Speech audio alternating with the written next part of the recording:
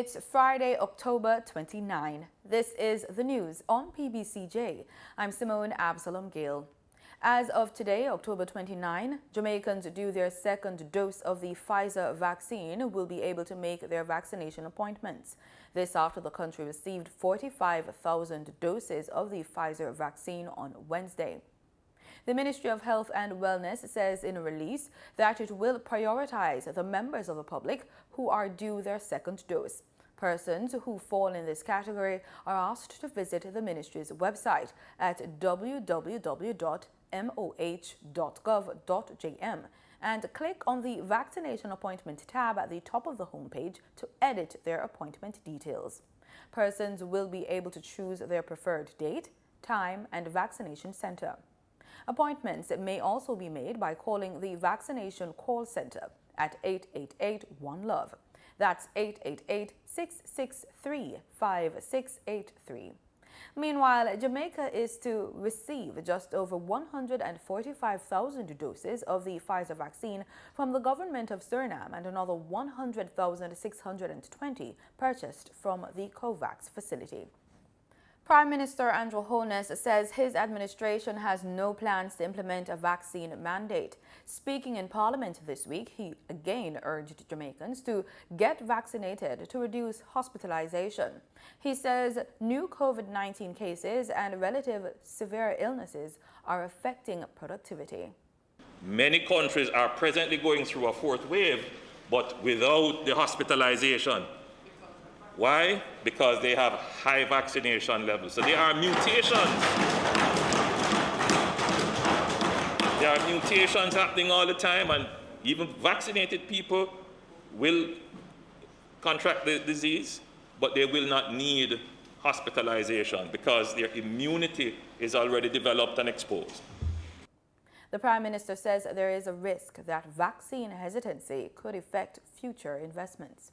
Economies that are vaccinated, they have started to reopen their economies rapidly. And what they're saying is that if you want to come and visit and participate in my economy, you will have to be vaccinated. But more than that, Madam Speaker, the cost of these measures are significant. I give you one industry, for example. For us to have kept the BPO industry open during the pandemic, we had to put in place significant measures. Madam Speaker, these measures would have seen us facilitating work from home. But, Madam Speaker, that is going to severely impact very soon the cost structure, because countries that were in lockdown and didn't put in the measures we did, yes, they were impacted and they had significant costs. But those countries who are our competitors in this space, they got their people vaccinated, and so their workers are going back to work. The cost differential between Jamaica and its protocols and our competitor countries with their vaccinated workforce is going to make Jamaica, the competitiveness of Jamaica will be brought into question. The Ministry of Health and Wellness is moving to implement a public health network that should enable public health workers to interact efficiently and effectively access and share patient information. Speaking at a signing ceremony, Minister of Health and Wellness Dr. Christopher Tufton said the initiative is being funded through the Inter-American Development Bank, the IDB, and the Government of Jamaica. The idea is to speed up the processing of patient information that would in turn improve efficiency of service delivery in hospitals and health centers.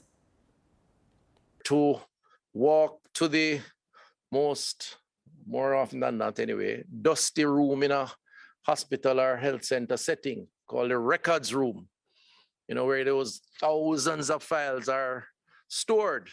Sometimes I feel sorry for the people who work in there because they have to keep searching for these files. More often than not, they find them because they do a good job. But sometimes they get lost and misplaced.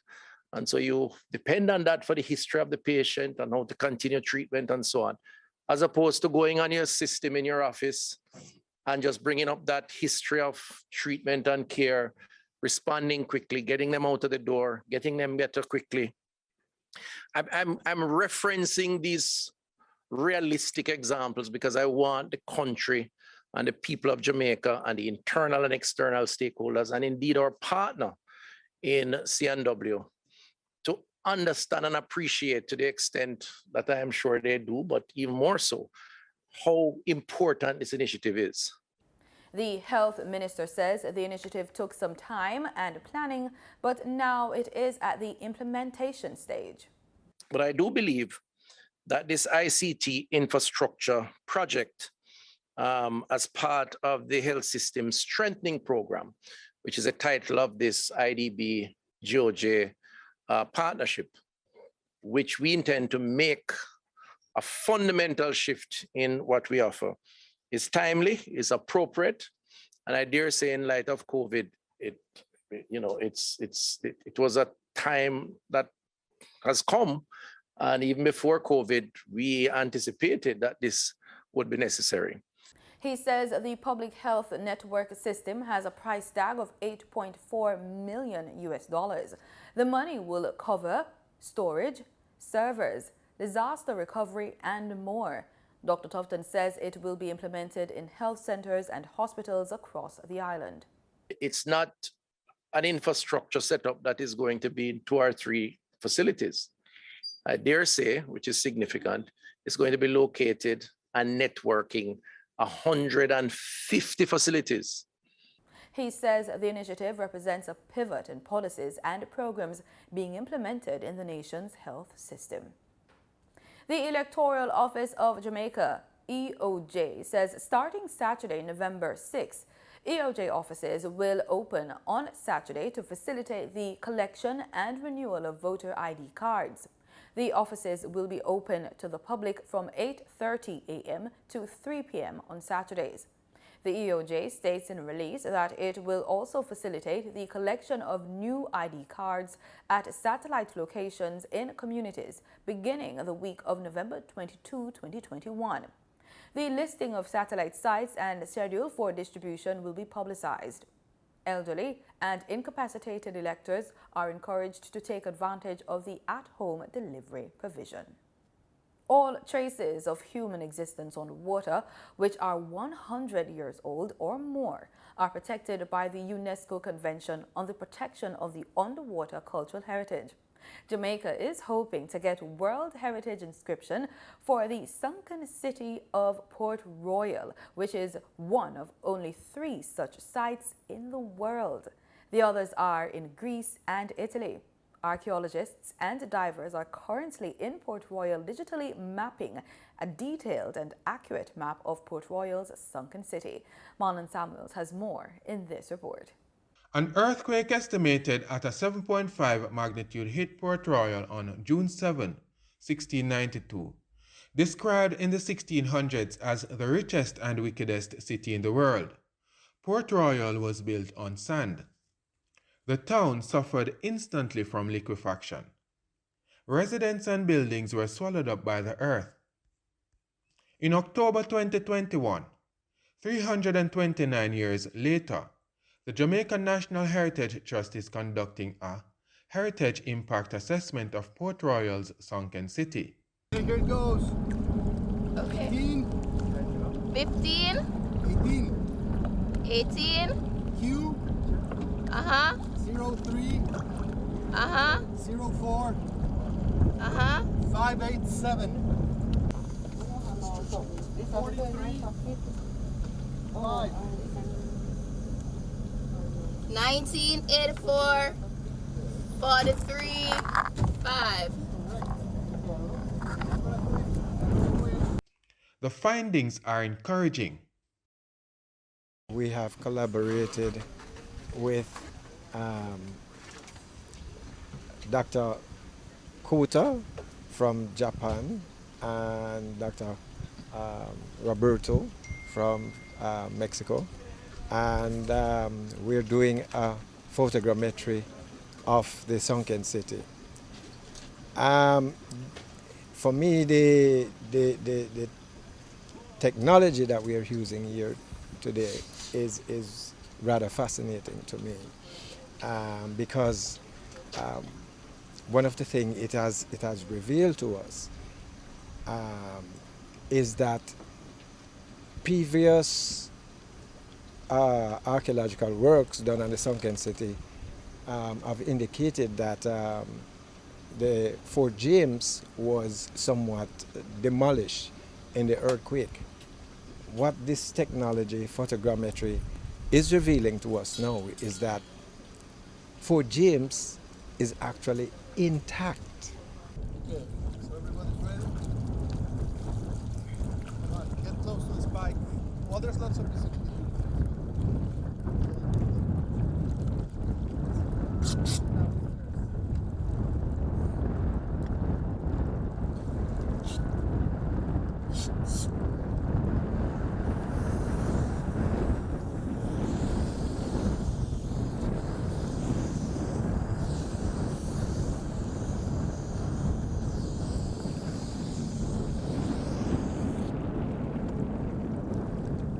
The digital mapping shows walls, a fort, streets, and many other artifacts covered in sand and silt sitting on the ocean floor. We are now able to see the house structures. There are about 5 buildings under there. There's a specific building with about 6 rooms. I think that was building 3. We're able to see the flooring structures, the brick walls coming up about like 4 or 5 bricks on top of each other. You can clearly see the floors. In other areas too, where there is the fort, what was said to be mostly demolished during the earthquake, it's you can see the big boulders and also the shape of the fort. It's very fascinating.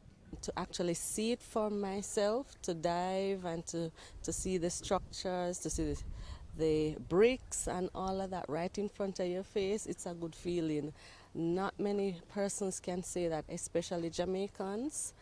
We have not had at the Heritage Trust, and this is probably history in the making, that we have so many divers now on staff that are able to monitor the site, help in its preservation, so it's a good feeling for us. Now, a quiet fishing village, Port Royal is on track to be named a UNESCO World Heritage Site. The hope is that the sunken city will form a part of a historical trail that will include the museum, the church, and dig sites. For the news on PBCJ, I am Marlon Samuels. We now get the latest market updates in this quick business report with Gabriel Thompson. In foreign exchange trading for Thursday, October 28, the US dollar sold for an average $154.65. The Canadian dollar ended trading at $125.93. The pound sterling traded for $212.81, and the euro sold for an average $183.37.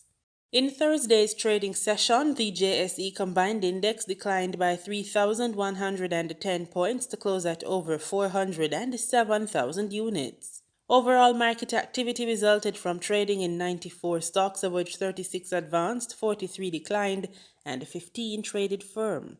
The Junior Market Index advanced by 34 points to close at over 3,000 units. Stocks advanced for 138 Students Living Jamaica Limited, Access Financial Services Limited, and AMG Packaging and Paper Company Limited. Stocks declined for 1834 Investments Limited, Berger Paints Jamaica Limited, and CAC 2000 Limited. Trading firm were Barita Investments Limited, Epley 7.5% preference shares, and First Rock Capital Holdings Limited USD. Wigton Wind Farm Limited ordinary shares was the volume leader with over 2.6 million units, followed by Radio Jamaica Limited with over 2.2 million units, and 1834 Investments Limited with over 1.6 million units. In market data for oil, prices edged up on Friday, but were heading for their first weekly losses in at least 8 weeks after U.S. oil stocks rose more than expected, and Iran flagged it was resuming talks with Western powers, which could lead to an end to sanctions. Brent crude futures rose 19 cents to $84.51 a barrel. West Texas Intermediate crude futures were up 2 cents to $82.83 a barrel.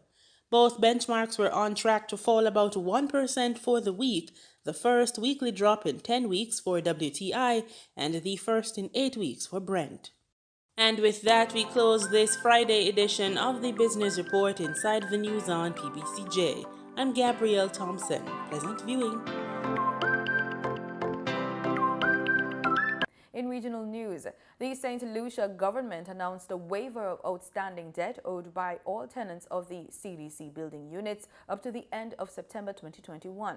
However, the concessions come with some very important conditions. Housing Minister Richard Frederick broke the news to reporters on Wednesday. Tenants in the CDC apartments have good reason to celebrate this holiday season. The SLP administration is giving them a rent reprieve amid the COVID-19 pandemic. The reprieve will cover up to September 2021. According to Housing Minister Richard Frederick, the gesture is part of the SLP's government's commitment to put the people first. The government, through the National Housing Corporation, has considered and agreed to nullify all outstanding debt of all tenants who are currently in occupation of the CDC units, whether residential or commercial, up to the end of September 2021. As a current government, we recognize that the COVID pandemic did not impact on some, but impacted on all. The deal, however, comes with some conditions which, if met, will see tenants living rent-free for December 2021. But Housing Minister Richard Frederick says, come the new year, tenants will enter into a new agreement. All tenants must pay their rent for the months of October and November. Pay your rent October, November. Once that is done, the good news is all tenants again would get relief for December. So as long as you pay your rent for October and November, no tenant is expected to pay rent in December. Christmas has come early at the hands of this current government. The other condition is that tenants would have to sign a new lease agreement come January. Frederick warns that moving forward, no late payments will be accepted, as well as renting out apartments to others through what's called subletting. Given this reprieve or this waiver, delinquency or non-payment, as we call it colloquially, will no longer be tolerated. Neither will we tolerate subletting. These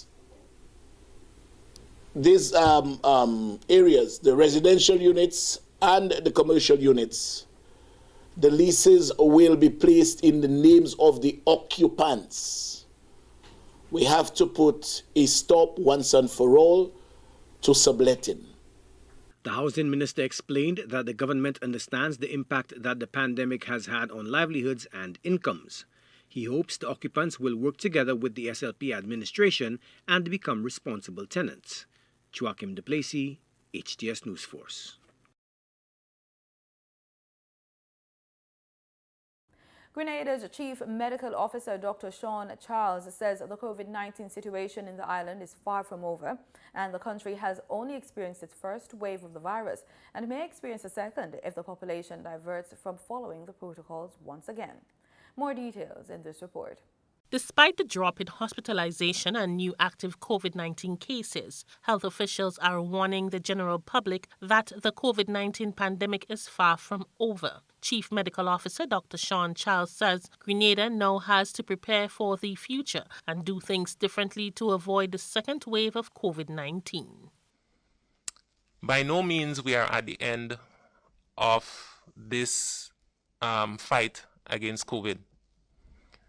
We can only look at the many examples from right across the region and right across the world. We are now emerging from this, our first wave, so we're not at the end. This will be the new normal for a little while. But we have accomplished a lot in the last few days with the cooperation of many Grenadians. We have also observed an outpouring of generosity from citizens, friends, partners, both locally and internationally. According to the latest COVID-19 dashboard, Grenada has 124 active cases, of which 6 are new. He said the Ministry of Health recorded a positivity rate of 2.3%, which he warns should not be underestimated, while applauding the level of protection the vaccine can give. The CMO outlined some of the things that should be expected going forward. Well, we can expect to have low-level spread of infection for some time. Cases will spike if we create the conditions for this to occur, meaning that we abandon the public health protocols that protect us. Levels will be kept manageable if we do the right things. Hospitalizations and death, however, will continue at some level for some time. Dr. Charles is appealing to Grenadians to not repeat their mistakes in letting their guard down and to follow all COVID-19 protocols, which will keep COVID-19 cases down. For GBN News, I am Rena Pett Thomas reporting. In Trinidad and Tobago, an oil spill on Tuesday in Santa Flora has residents up in arms over the way in which the State Heritage Oil Company Limited has treated with the crisis. Here's more in this report. Agnes Daniel, who's 66, says that she and her animals have been badly affected. And last night I had to get affected with the same oil business. I wasn't breathing properly. Well, the whole back of me is oil, right? I have a pen with some yard full there. All there is oil. I can't go inside it because I'm inhaling the oil. So I had to kill them out. Another resident, Nolly Marshall, said his son, who's a fireman, his wife and their asthmatic son had to visit the health center for breathing and other problems. When he got the smell of hydrocarbon, he came out and looked and watched on the right side of his property. He saw a small black mass covering a piece of area that he normally plant crops in. An hour after the rain fell, his entire yard was covered in oil. He contacted Heritage and an emergency response team was sent. But this is where the problem lies right now. The emergency response team came and all they did was to deal with the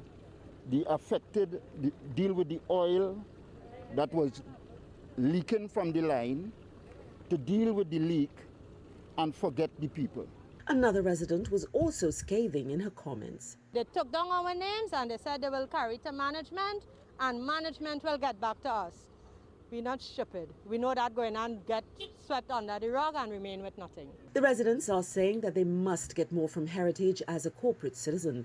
They are demanding the company have discussions with them to first understand and then put right the damage caused by the oil spill. Marie-Therese Bernard, TTT News. Meanwhile, Heritage Petroleum Company Limited says on Thursday it continued its response and restoration operations at Agapito Trace, Santa Flora. The company says its emergency oil spill response protocols were activated, including immediately suspending pumping operations and plugging and clamping associated pipelines. Heritage personnel are maintaining contact with residents and are in communication with the Ministry of Energy and Energy Industries and all relevant regulatory bodies. Heritage Petroleum Company Limited on Wednesday said it was dealing with 2 separate incidents, the one at Agapito Trace in Santa Flora and another at Heritage Trunk Pipelines in Vereen Road, Coquille. In sports, just about 5,000 fully vaccinated spectators will be able to attend the FIFA World Cup qualifying game against the United States at the National Stadium in Kingston on November 16. Minister of Local Government Desmond McKenzie told the press this week that the government gave the nod to the Jamaica Football Federation. Minister McKenzie says that the final details regarding the procedures will be announced next week. Netball Jamaica will decide who will man the post of first vice president at its annual general meeting this weekend. Former Sunshine Girls captain Simone Forbes will square off with Garth Somerville for the job. The first vice president post has been vacant since February 2020 after Tricia Robinson became Netball Jamaica's president. And let's kick the ball over to Trinidad and Tobago, where football has endured a period of hardship that predates the pandemic and continues to this day. Senior women's head coach Kenway Jones says equity and equality must form a part of their attempts to rise up out of the gloom and into a brighter future. While this country's senior women's national program has made the news for its staffing issues recently, Ball State junior midfielder Chelsea Ralph reflected the great sense of belief around the team after this weekend's Panama friendlies. Just coming into the team from school, from college football, and joining with the likes of Meili, Yaya, Ria, Baby, Karen. It's just ecstatic. Like, just seeing these players and working with these players, like, you learn so much from them. And just having that experience of these players within the younger, the junior ones, as myself, we can go places. In the world of football management, there are coaches who are tactically sound, those that seamlessly adapt to the conditions as they present themselves. Others still are revered for their ability to get buy-in, not just in football matters, but on a granular human level. Kenway Jones, who revealed his UEFA A license in early September, is one diploma away from being able to coach at the very highest levels of the game. Paper qualifications in hand, he certainly appears to have the other stuff too. Jones has, in the past, used his platform to advance a number of causes. Asked what women's football needed to succeed in Trinidad and Tobago, he minced no words. All I think that the women need is respect. Respect for their craft, respect for what they do. They have it for themselves, but I think all wider society needs to do that. And for far too long, I think the women of Trinidad and Tobago have been disrespected, have been operating with a lack of resources. And to be honest with you, I think it's a little bit more than the men, because the men team as well, they suffer. But the women, I think they suffered a bit too much. And it's about time that things change around and we give them that respect that they deserve. The newly minted head coach says if we don't, then we'll be collectively responsible for stifling the dreams of future generations of young women. A day after completing his second match in charge, Jones expressed his fealty to the group, doled out praise for other indispensable contributions to the team's success, and announced the formation of a support community aimed at propelling the women's program. Jovan Ravello, TTT Sport. And that's the news on PBCJ. Thank you so much for watching. Keep safe.